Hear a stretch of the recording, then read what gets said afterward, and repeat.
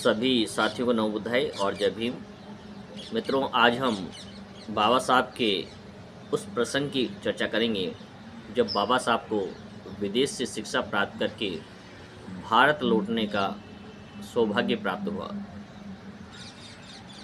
और ये सब साहू जी महाराज के द्वारा प्रदान की गई छात्रवृत्ति के बल पर ही संभव हो पाया। अन्यथा बाबा साहब की आर्थिक स्थिति इतनी कमज़ोर थी, परिवार की स्थिति इतनी कमज़ोर थी कि वो विदेश जाने का सपना भी नहीं देख सकते थे। लेकिन एकाएक साहू जी महाराज ने ये घोषणा की कि मैं 4 दलित छात्रों को विदेश भेजने का पूरा वजीफ़ा देने को तैयार हूँ और उसके लिए आवेदन करें। और बाबा साहब से व्यक्तिगत रूप से साहू जी महाराज ने कहा, क्योंकि वो उनकी योग्यता को पहचान चुके थे। और बाबा साहब ने ये आवेदन पत्र भरा और उनका चयन हुआ 4 छात्रों के रूप में और उन्हें विदेश जाकर अमेरिका पढ़ने का सौभाग्य प्राप्त हुआ। ये घटना 21 अगस्त 2017 की है, जब बाबा साहब विदेश से बॉम्बे पहली बार वापस लौटे। तो बाबा साहब के जीवन में बहुत ही बड़ा एक क्रांतिकारी परिवर्तन आ चुका था कि जो सड़ी गली व्यवस्थाएं उन्होंने भारत के अंदर अपने जीवन काल में बचपन में जो देखी थी, स्कूली शिक्षा के दौर में जो देखी थी, कॉलेज शिक्षा के अंदर उनके साथ जो भेदभाव होता था, उसको जब उन्होंने भोगा था, उसकी तुलना जब वो विदेश में अमेरिका में जब पढ़कर आते हैं उस वातावरण से करते हैं कि वहाँ किसी प्रकार का कोई भेदभाव नहीं है, किसी प्रकार की जातिवाद नहीं है, किसी प्रकार का डिस्क्रिमिनेशन नहीं है। चाहे पुरुष हो या महिला, सबको समान रूप से इक्वलिटी का अधिकार दिया गया है। तो उस विदेशी संस्कृति के साथ भारतीय संस्कृति की जब तुलना करते हैं तो अपने आप में बहुत सारे प्रश्न उनके मस्तिष्क में उठते हैं और ये विचार करते हैं कि इस डिप्रेस क्लास के वर्ग को यदि मुख्य धारा में लाना है तो इसके लिए मुझे एक विशेष संघर्ष की आवश्यकता है। और बाबा साहब के जीवन के अंदर यहीं से सामाजिक विकास, सामाजिक परिवर्तन का बिगुल बजता है और वो ये प्रतिज्ञा लेते हैं कि वो इस देश को छोड़ करके बाहर नहीं जाएंगे और न ही किसी सरकारी सेवा में रहेंगे, क्योंकि वे स्पष्ट रूप से जानते थे कि उसे समाज को, उन्हें यदि समाज का साथ देना है तो निश्चित रूप से उस समय की स्थापित सामाजिक व्यवस्थाएं थी जो कि उच्च वर्ण के हाथ में थी पूरी तरह से, उनका उन्हें विरोध करना पड़ेगा, सरकार का उन्हें विरोध करना पड़ेगा और ये एक राज्य की सेवा में रहते हुए संभव नहीं था। इसलिए इस प्रकार का निर्णय उन्होंने लिया और अपनी वकालत की शुरुआत की। इतने प्रतिभावान व्यक्ति होने के बावजूद भी कोई स्वर्ण उन्हें अपना केस देने को तैयार नहीं था। केवल और केवल जातिवाद का यहाँ विरोध, जातिवाद के कारण उनके साथ इस प्रकार का भेदभाव किया गया। उनके पास आते थे सिर्फ और सिर्फ दलित, पिछड़े और गरीब तबके के व्यक्ति जिनके पास फीस देने के भी पैसे उनके पास नहीं होते थे। बाबा साहब कई मुकदमे तो मुफ्त में लड़ा करते थे, क्योंकि जानते थे कि मेरा वो दबा कुचला परिवार समाज है जिनके पास फीस के पैसे भी नहीं हैं, वो मेरी फ़ीस को नहीं दे सकते हैं। लेकिन उनके अधिकारों की रक्षा का जो बीड़ा उन्होंने उठाया था, उसी के आधार पर निर्णय लेते थे कि मुझे बिना फीस के भी यदि मुकदमा लड़ना पड़ा तो मैं लड़ने के तैयार हूँ। बड़े बड़े स्वर्ण समाज के जो लोग थे, वकील थे, वो उनकी लोहा को मानते थे और उनसे सलाह लेने के लिए, ट्रिक्स सीखने के लिए उनके पास आया करते थे और बदले में वो फीस लेकर उन्हें वो ट्रिक्स बताया करते थे। लेकिन सब कुछ जानने के बाद भी कोई भी स्वर्ण व्यक्ति अपना मुकदमा बाबा साहब को नहीं देना चाहता। तो इस प्रकार से आर्थिक रूप से यहाँ भी बाबा साहब को कई समस्याओं का सामना करना पड़ा। तो आज हम उस विषय पर चर्चा करेंगे कि स्वदेश लौटकर बाबा साहब आए तो सबसे पहले उन्होंने क्या देखा और किन परिस्थितियों को बदलने का निर्णय लिया। इसी पर हम आज चर्चा करेंगे। 21 अगस्त 1916 को मुंबई में बाबा साहब सबसे पहले भारत लौटे और बम्बई वापसी आने पर देखा कि देश का वातावरण कई करवटें ले चुका है। देश आज़ादी के कई छटपटा रहा है। महात्मा गांधी भारतीय क्षितिज पर आ गए हैं।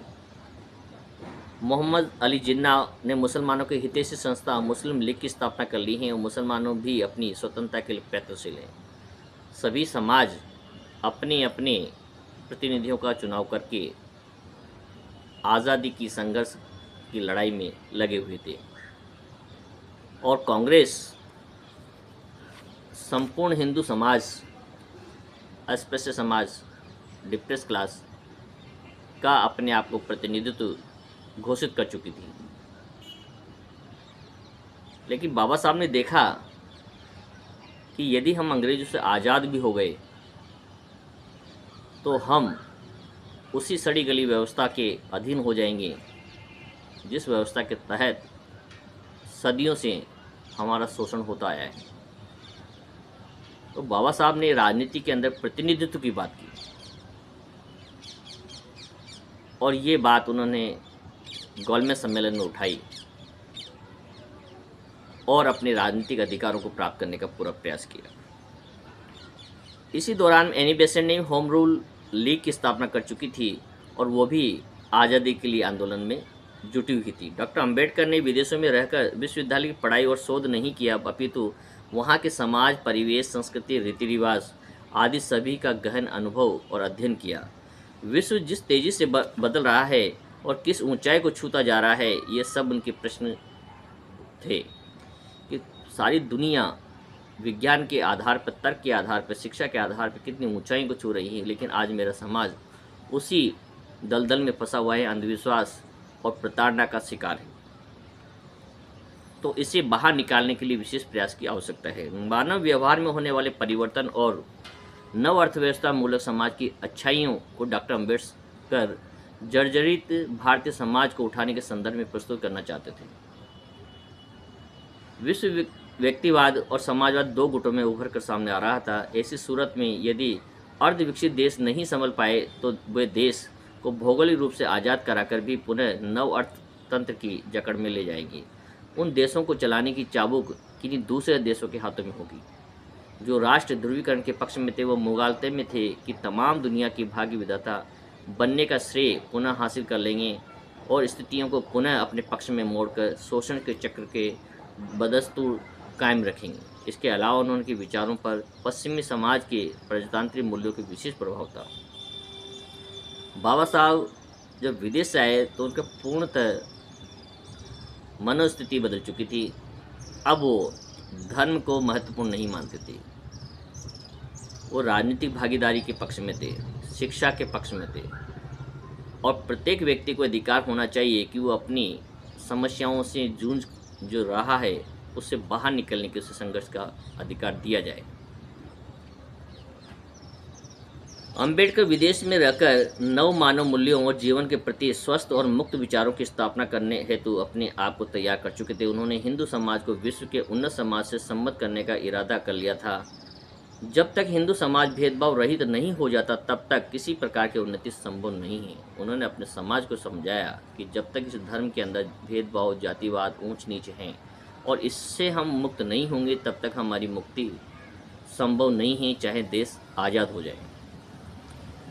दासता की भावना से मुक्ति से प्रयत्न होने उनकी दृष्टि में अत्यंत आवश्यक थे। उनमें अंतर्राष्ट्रीय नज़रिया कार्य कर रहा था। वे राजतंत्र के स्थान पर लोकतंत्र को महत्व समझ रहे थे।